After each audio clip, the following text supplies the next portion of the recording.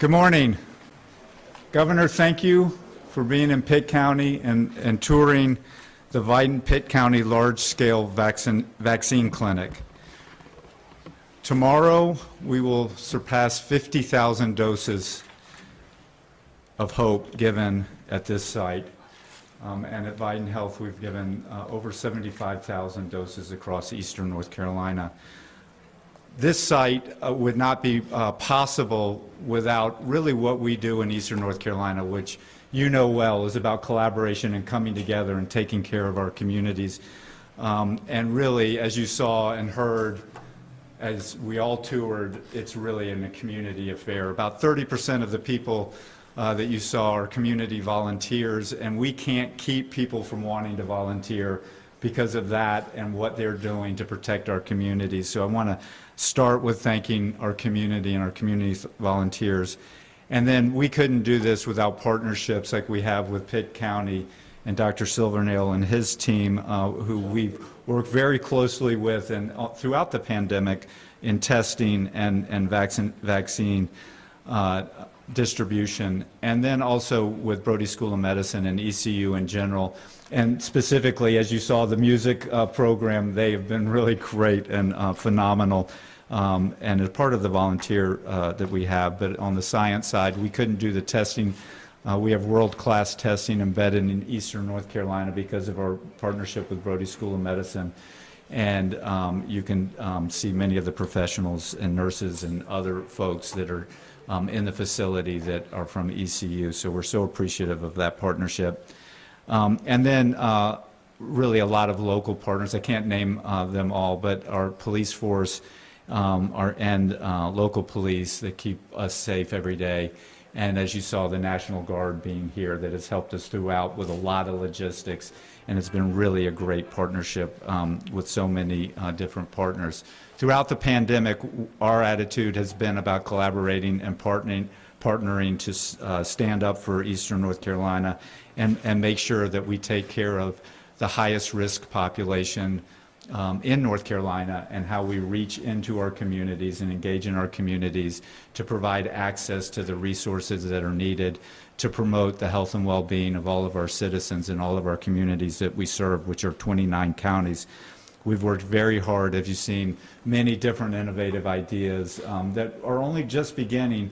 And we speak a lot with, and I have to really give a shout out to the Secretary and her staff. I know you probably hear this, but we're very active in the health systems with your staff, and it's been a great partnership and collaboration, and the leadership that the Secretary and her team have brought to really support the tip of the spear out here in the communities. It's been phenomenal, and I just want to give a shout out to Mandy for being very agile and listening and accommodating what we feel is really important for us to be able to serve our communities. So thank you, Secretary, for that.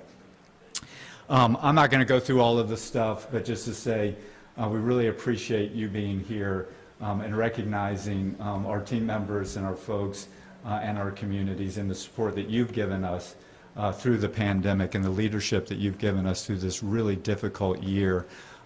We all feel that we see light at the end of the tunnel, but we also know we're not done with the pandemic.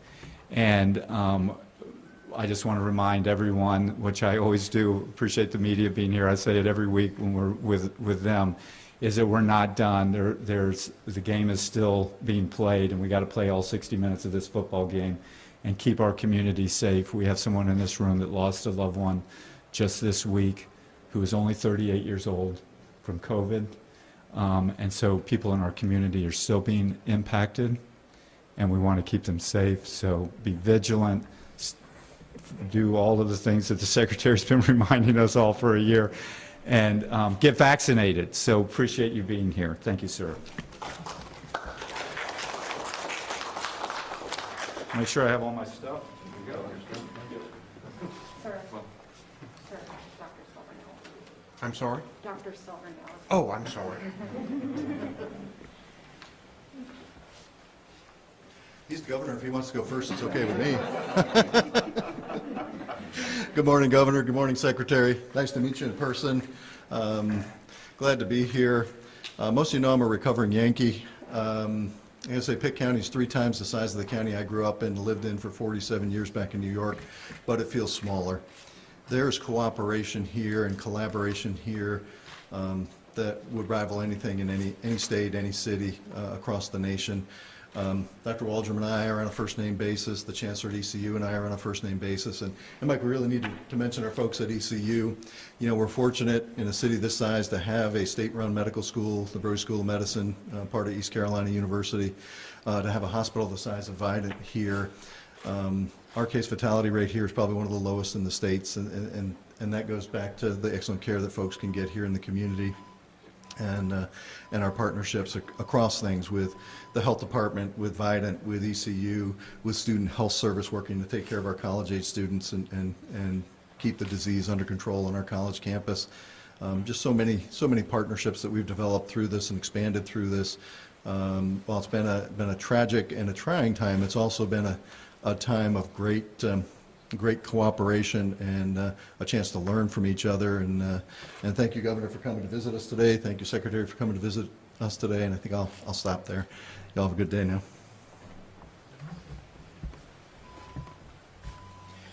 Thank you, Dr. Silvernail. We really appreciate our public health directors across North Carolina. I taught him some Eastern North Carolina lingo today when I told him to hold it in the row. He looked at me quizzically, but now he knows what hold it in the row means, and that's fantastic. Dr. Waldron, thank you for your leadership. Mayor Conley, Chairwoman Huggins of the Pitt County Commissioners, you have an amazing state legislative representation in Raleigh, and Senator Don Davis, Representative Candy Smith, and Representative Brian Farkas. I'm really grateful for them.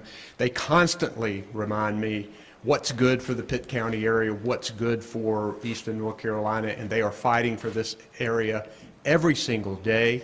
Also grateful to have here the head of my Eastern office, Mary Jo Alcoke, and of course, Dr. Mandy Cohen needs no introduction, but she has been doing a stellar job as head of the Department of Health and Human Services and helping to lead this team of people as we get through this pandemic. It's wonderful to be here in Eastern North Carolina, particularly near East Carolina University, the jewel of Eastern North Carolina, and the Brody School of Medicine, continuing to produce doctors, many of whom stay in rural Eastern North Carolina, which is so important. And it is why my budget that I'm going to present, that has had contributions from these legislators, it's going to have the full $28 million for the Brody School of Medicine for their upfront money, and paying for all of the needs of the Brody School of Medicine in a strong bond proposal to make sure that we make the capital investment here in our people, and that's really what we're doing. This vaccination center has brought together all kinds of people, and to hear the voices of relief from people who have just gotten their shots, knowing that they are a little more protected, and all of them I talked to said they're coming back for their second one, which can get them full protection from severe illness and from death. We know this virus has been cruel. We know that it has taken too many people from us too soon. I've talked to a lot of families. Very few people that I know don't know someone who has been affected by this. But there's also been a lot of other effects. People who've lost their jobs, moms who've had to withdraw from the workforce to take care of children because of either lack of daycare or children being out of school. All of the frontline workers who have had to continue to go into work, our law enforcement, our rescue people, our nurses and our doctors and all of the healthcare professionals.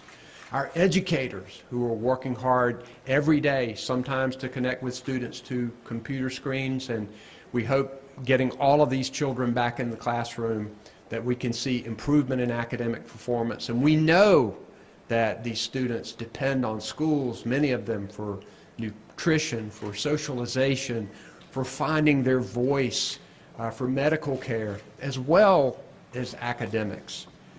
We are turning the corner on this pandemic, and it's because of the collective work of the people of North Carolina. Our vaccinations are going very well. My instructions to our team: number one, make sure we get these vaccines off the shelves and into arms before the next shipment comes. The second part of that is equally important. I want to make sure those arms look like North Carolina's population. That's one of the benefits of a vaccine clinic like this that is reaching out to our underserved communities. I'm really proud that we did something that was bold and visionary, and it was tough at first. We built our own database in North Carolina so that we could know the race and ethnicity of every vaccination, every person who receives a vaccination. And we did that because we knew that you can't tackle a problem unless you can see it. We see the data of where these vaccinations are going. Therefore, we know what we need to do, and we know who's being left out. We were recognized by Bloomberg as having the very best transparent data in the country, close to 100% of knowing race and ethnicity of everybody who receives a vaccination. The CDC has just put our state in the top 10 in making sure that we are equitable with our vaccinations. That's our motto: fast and fair. And that's what we're doing. Right now, over 27% of our adult population has at least received one shot. We're on our way to getting our population vaccinated. We're very pleased to see a decline and stabilization of that COVID data that I look at and study every single day. I know Dr. Cohen and her team does, and to see our hospitalizations today dip to 970, less than 1,000 people in the hospital statewide, seeing our ICU numbers go down, seeing our percent positive stay around and today below 5%, all of that is good news. But as Dr. Waldron and Dr. Silvernail also said, we cannot spike the football too early. We know these variants are out there. We've seen them flare up in other countries and other states. We don't want that to happen in North Carolina. That's why we're going to continue to maintain our mask mandate, and why we're going to continue to encourage people to make sure that you wear your mask, that you be responsible, that you are aware of your surroundings, and that you're going to try to protect your family, your neighbors, as well as yourself. I have confidence in the people of North Carolina that we can get through this. There is light at the end of the tunnel. We are going to emerge from this pandemic stronger than ever. But one thing we have to remember, this pandemic is shining a light on challenges that we knew were already there. Underserved communities, communities of color, too many North Carolinians who don't have health care coverage, too many North Carolinians who don't have access to high-speed internet. These problems need to be tackled, and we have an extraordinary opportunity right now to do those things.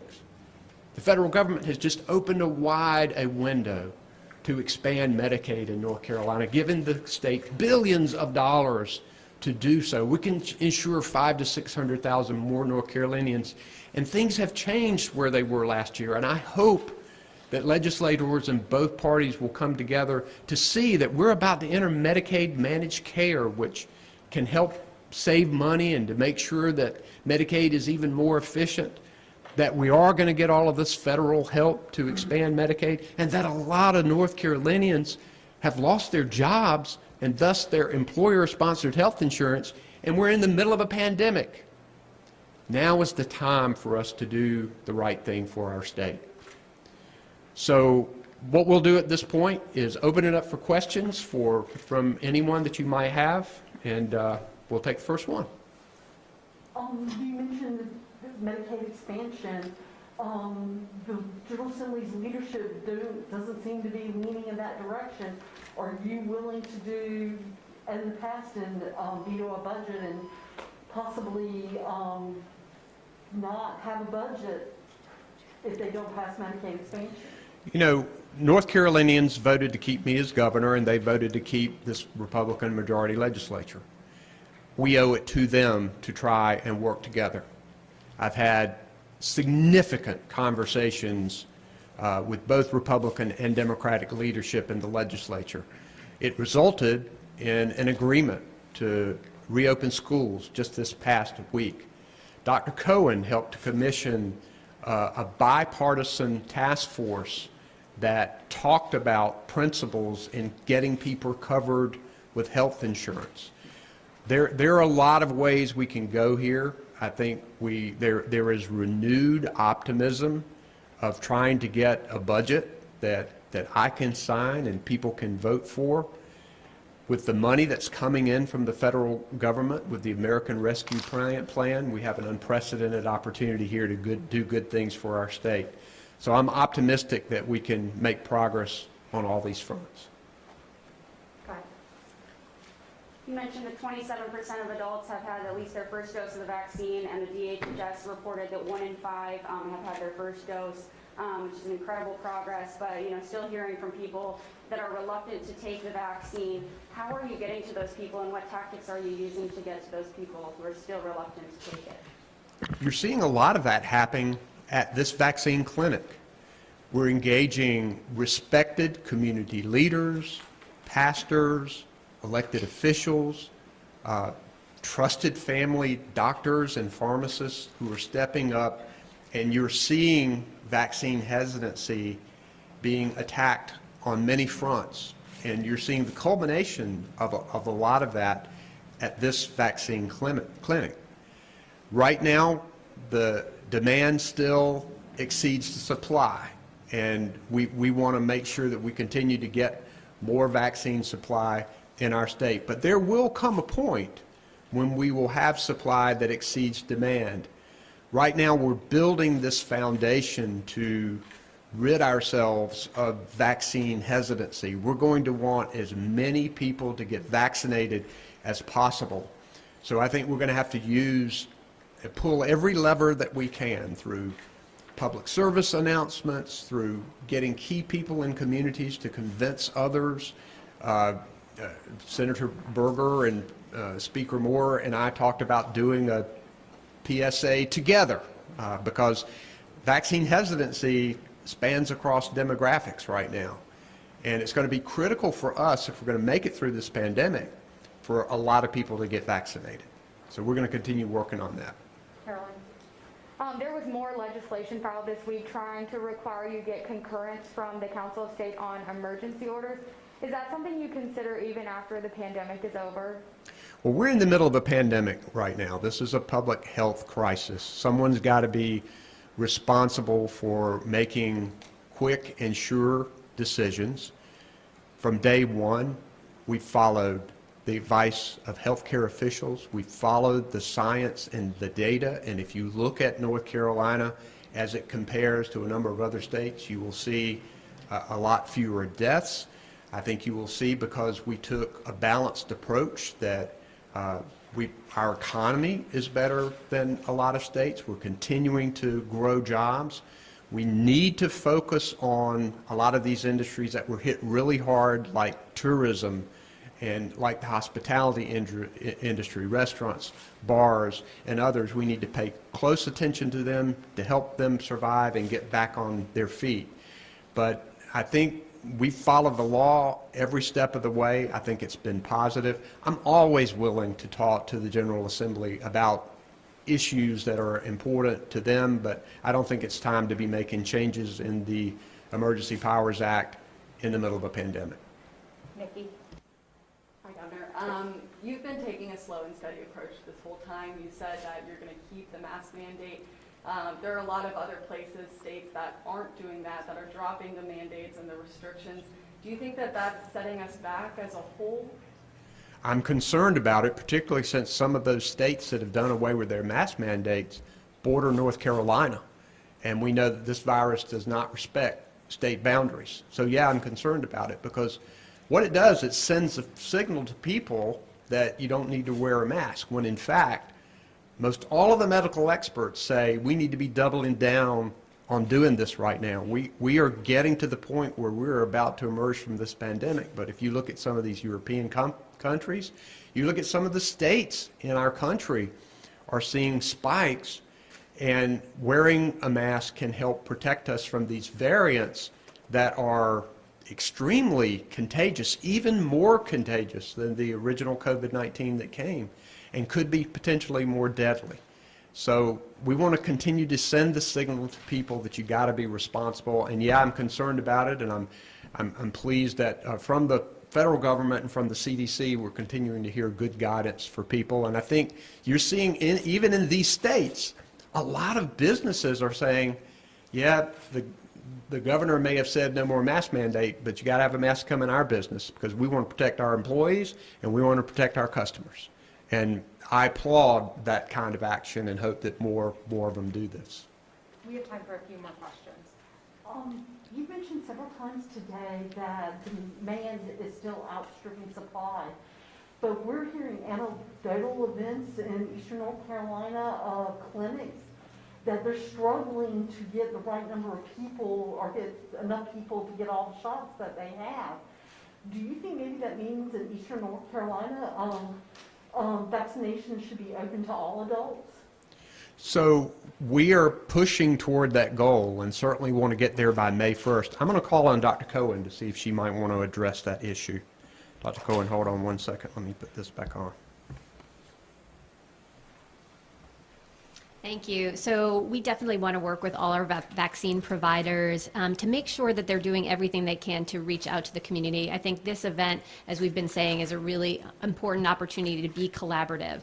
And we want to make sure, are they really reaching out to all of their businesses that they can, for example? There are a lot of businesses that are frontline essential workers that have folks who have a health condition that puts them at higher risk. Remember, that's everyone who's ever been a smoker, obesity, heart disease, diabetes, cancer. So that we know that half of North Carolinian adults are already eligible, no matter their age right now. And I think this is a matter of making sure we're matching where the vaccine supply is with the demand. And it's important for us to make sure that folks know they're eligible. So what we're really hearing is folks didn't realize that they have an underlying medical condition that puts them at higher risk and are eligible right now, or that they work in manufacturing or agriculture or for the police or other law enforcement, that they are eligible right now. So we're going to focus on making sure that everyone knows they're eligible, making sure we're making those connections in the community. Again, I think this is one of those events that shows that when you make those connections into the community,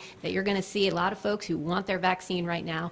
There will be a time when that changes in the future, but like the governor said, we are laser focused on making sure we can have folks know that the vaccines are safe and effective and that they are eligible. Thank you. Appreciate it. And this will be our last question.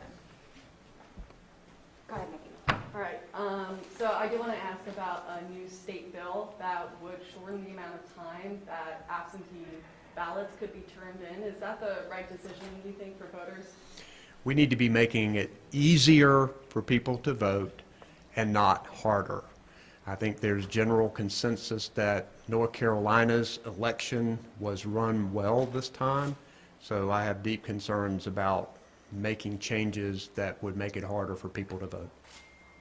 Thank you all for coming today. Grateful to have you.